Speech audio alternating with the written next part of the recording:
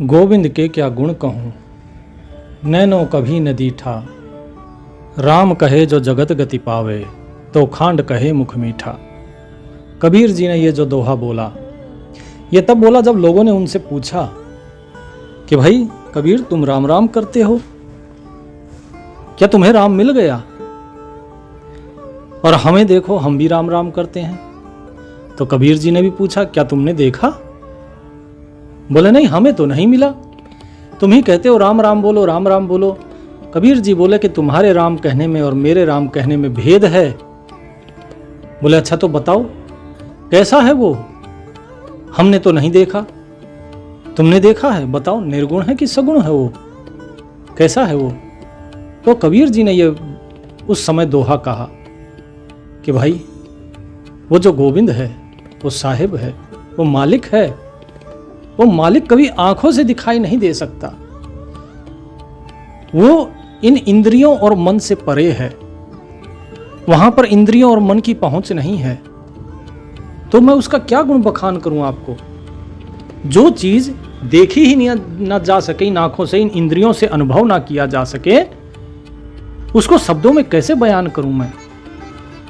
और रही बात राम नाम की, तो अगर राम राम कहने से ही अगर परमात्मा मिल जाता तो फिर तो खांड खांड कहने से मुख मीठा हो जाइए। तो ऐसी ही बात हुई। क्या खांड खांड कह के देखो मुख मीठा होता है? नहीं होता है ना। तो राम राम कहने से भी वो राम नहीं मिलता है। यही चीज कबीर जी ने दोबारा कही थी। वाणी जो कबीर जी ने कही है बस उसमें थोड़ा सा बदलाव होता था, क्योंकि वो कभी जैसे आकाश के लिए कभी नभ का शब्द का इस्तेमाल किया, कभी अंबर का, कभी धौल का, कभी जो है गगन का, कभी कुछ कभी कुछ। संतों की वाणी है, उसमें बहुत से आपको अलंकार मिलते रहेंगे, बस उनको समझने की जरूरत है। कबीर जी ने बार बार कहा है राम राम करता सब जग फिरे, राम न पाया जाए अगम अगोचर हद बड़ा। कि भाई वो अगम है, अगोचर है, बहुत बड़ा है, विशाल है, उससे बड़ा कोई है ही नहीं। अलख न लखया जाए, वो अलख है, उसे देखा नहीं जा सकता, उसे जाना नहीं जा सकता, उसे अनुभव के द्वारा ही जाना जाएगा। और वो अनुभव कौन देगा? वो तो सतगुरु देगा। तो कबीर जी की और रामानंद जी की जब वार्ता हुई थी, कबीर जी पहुंचे तो रामानंद जी जो उनके गुरु थे वो पूजा में बैठे। अब पूजा में बैठे, इस प्रसंग को ध्यान से सुनिएगा, बहुत सी आपकी शंकाओं का समाधान होगा। रामानंद जी जो है भगवान राम की, कृष्ण की, इनकी मूर्तियां रखी हुई और उनकी पूजा कर रहे हैं। अब पूजा करते समय कबीर जी पहुंचे, शिष्यों ने रोका कि भाई क्या हुआ? तो बोले कि स्वामी जी के पूजा में एक सामग्री कम है। बोले किस चीज की? बोले तुलसी के पत्तों की। रामानंद जी ने अंदर सुनी आवाज तो उन्होंने देखा और वास्तव में उसमें तुलसी के पत्ते कम थे। बोले कौन लाया है? बोले गुरुदेव मैं हूं कबीर, आपका शिष्य। बोले ठीक है, आ जाओ, अंदर आ जाओ। शिष्य बोले गुरुजी ये एक जुलाहा है। बोले तो क्या हुआ? रामानंद जी का जाति का भेद तो कबीर जी ने पहले ही तोड़ दिया था, आज बारी थी एक अलग लीला की। अब जब कबीर जी अंदर गए तो उन्होंने देखा कि मूर्ति पूजा चल रही है। तो कबीर जी ने कहा, बोले गुरुदेव पूजा है? बोले हाँ। बोले किसकी? बोले अरे भगवान की ये रहे। बोले गुरुजी आपका इतना निर्मल मन होते हुए भी आप मूर्ति पूजा कर रहे हैं, कहाँ हैं भगवान? बोले ये हैं भगवान।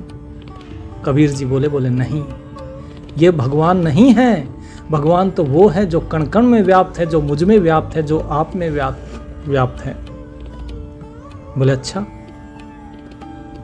बोले क्या हर एक को मूर्ति पूजा करनी चाहिए? कबीर जी ने पूछा।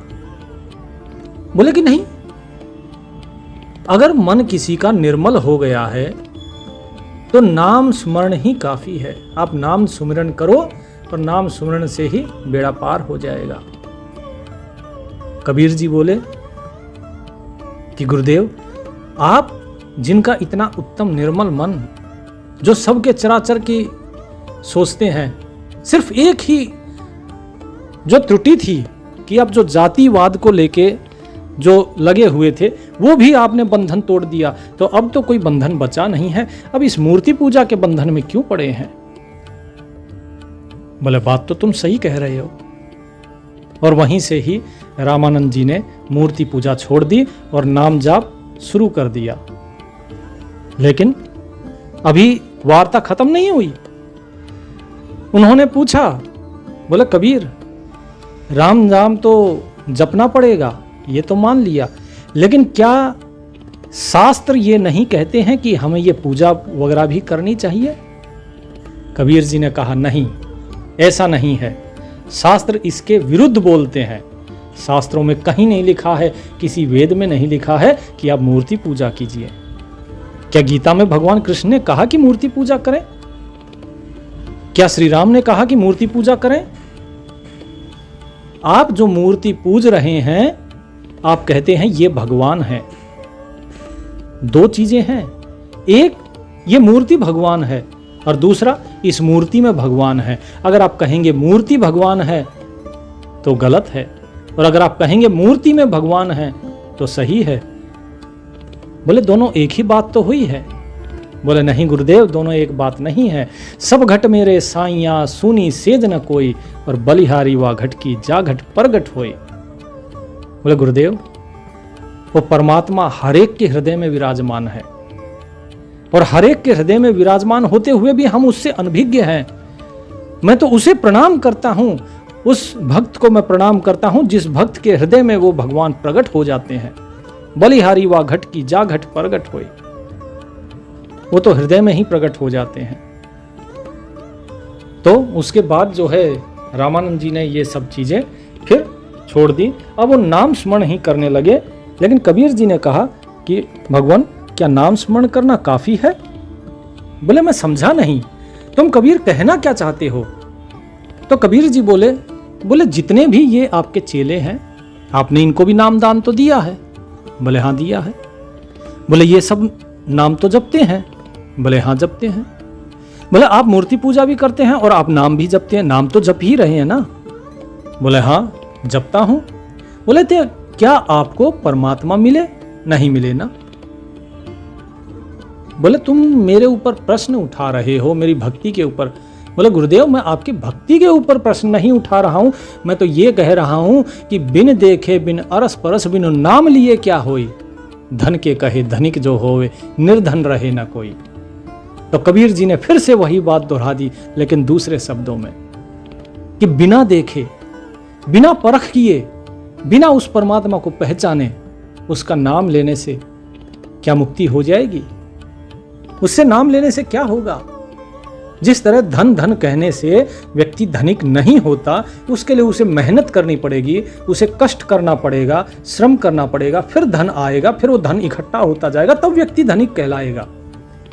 इसी प्रकार खाली नाम लेने से तो वो व्यक्ति उस परमात्मा को नहीं प्राप्त कर सकता है।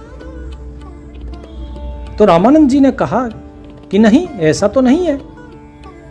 हमने तो यही सुना है, जो हमारे गुरुदेव ने भी यही कहा कि कलयुग केवल नाम आधारा, सुमिर सुमिर जन उतरे पारा, कि कलयुग में केवल नाम ही आधार है और इसी को सुमर के ही पार हो जाएंगे लोग। बोले आपके गुरुदेव ने सत्य कहा, नाम स्मरण से ही पार होंगे, कलयुग में नाम ही आधार है। बोले कबीर, मैं समझा नहीं। तुम एक तरफ तो ये कहते हो कि नाम जपने से हम पार नहीं होंगे, और दूसरी तरफ तुम ये कहते हो कि नाम जपने से ही पार होंगे। तुम अपनी ही बात का विरोध कैसे कर सकते हो? रामानंद जी ये तो जानते थे कि यदि कबीर कुछ कह रहे हैं तो वो निरर्थक नहीं हो सकता। वो ज्ञानी, वो महात्मा जिसने मुझे सही रास्ता दिखा दिया हो, वो कभी निरर्थक कुछ कह ही नहीं सकता। तो बोले कबीर, तुम बताओ फिर, क्या नाम लेने से, क्या स्मरण करने से परमात्मा का मुक्ति नहीं है? तो कबीर जी ने कहा, जिन गाया पाया नहीं, अन गाये ते दूर, जो कोई गावे प्रेम ते, उसके सदा हजूर। अर्थात कि जिसने उस परमात्मा को गाया है उसने उस परमात्मा को कभी पाया नहीं है, उस साहिब का कभी दीदार नहीं किया। और जिसने नहीं गाया अर्थात जिसने उसका नाम स्मरण नहीं किया उसको तो वो बिल्कुल भी नहीं मिलता है। लेकिन कब मिलता है? जो कोई गावे प्रेम ते, कि जो प्रेम से गाता है, जो प्रेम के साथ उस मालिक का स्मरण करता है, केवल उसी को ही परमात्मा सुलभ होते हैं।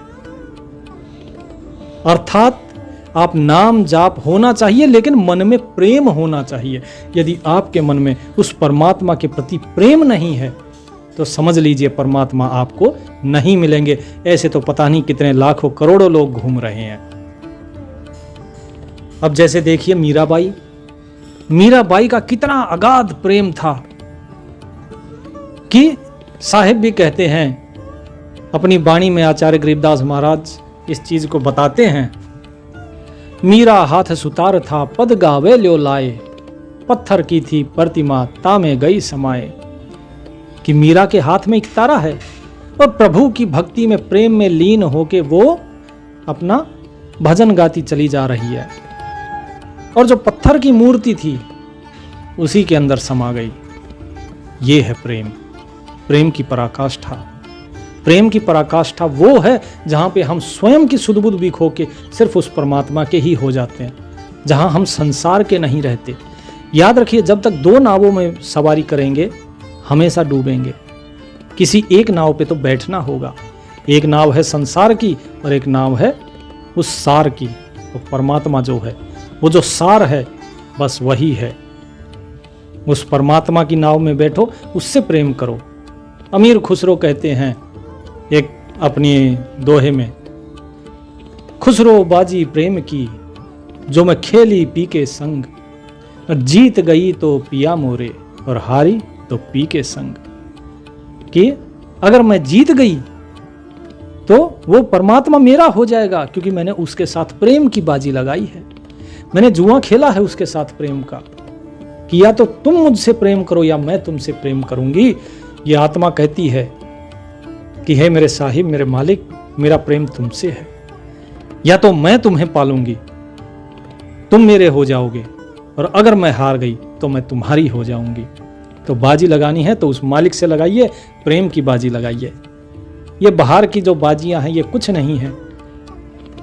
ये तो गृहस्थी है, चलती रहेगी। समय कभी नहीं रुकता, किसी के लिए नहीं रुकता। ये हमेशा चलता रहेगा।